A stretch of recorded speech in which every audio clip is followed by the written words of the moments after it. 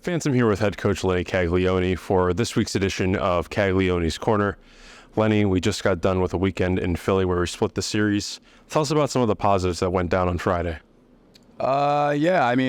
Resiliency, not accepting reality, going down those two quick ones in the beginning of the third and just battling back as best as we could. And then for the most part, just again believing in what we talk about in our room and what we go through in practice, and just letting that take its course and happen organically. And on Friday as well, Mason Lupo scored 2 goals. This was, I believe, his first multi-goal effort of the season.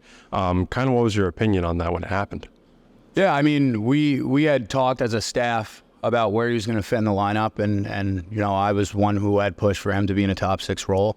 I think he has the capability of doing it, but obviously, him being a younger guy, also having experience, it's just about finding where he fits. But I advocated for him to be in that top 6 identity, and sometimes you're gonna pull and plug guys, and in this situation it worked out. He's got a heavy shot. He understands how to hit low pucks and create time and space and back ice, and just having the ability to get that release on the ice a little bit more definitely helped us. So not that I'm surprised, but definitely happy for him because he deserves it. He's a guy who's just completely bought into the culture that we have here. Complete 180 in regards to approach, and is really invested in not just himself but the room. Absolutely. And Saturday was a tough 4-1 loss.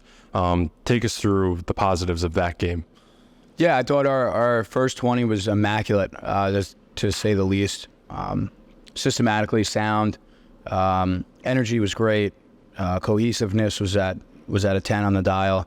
And I think there's not really that much positive to talk about after that, because it goes back into the maturity aspect and the element of our team where, we have guys that maybe buy in and invest in those negative situations or negative thoughts, and it starts to hijack our approach, right? So for me, at the end of the day, it's the positive is that we tried to roll what we did on Friday into Saturday, at least in the first 20 minutes, and I roll the dice with anybody if we're playing like that. So I would say it was systematically sound first period. Now, going into this final weekend of October, we're going to play against Rochester for the second time this month. Earlier on, we split the series, losing 3-2, winning 4-3 in OT. What's kind of the narrative in the room right now going into this weekend? Yeah, I think you look at it from a macro standpoint. I believe we're 4-2 in our last 6. And obviously that's huge for us coming out of Blaine and that subpar performance. But the narrative this weekend is we really talked about some of the intangibles on our team this week, especially culture and the pillars of having a good culture, a successful culture, and some of the things that live in bad culture. And I think that's what it comes down to, making this personal. For us, that's kind of been the reinforcement here, at least now. Going into these weekends where you're seeing teams for the second time, you got to make things personal.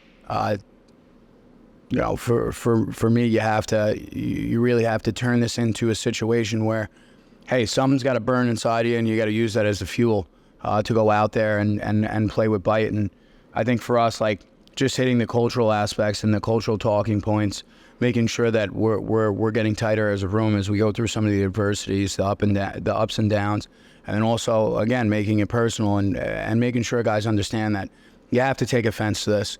And we all know the narrative here, right? We've talked about it 100 times.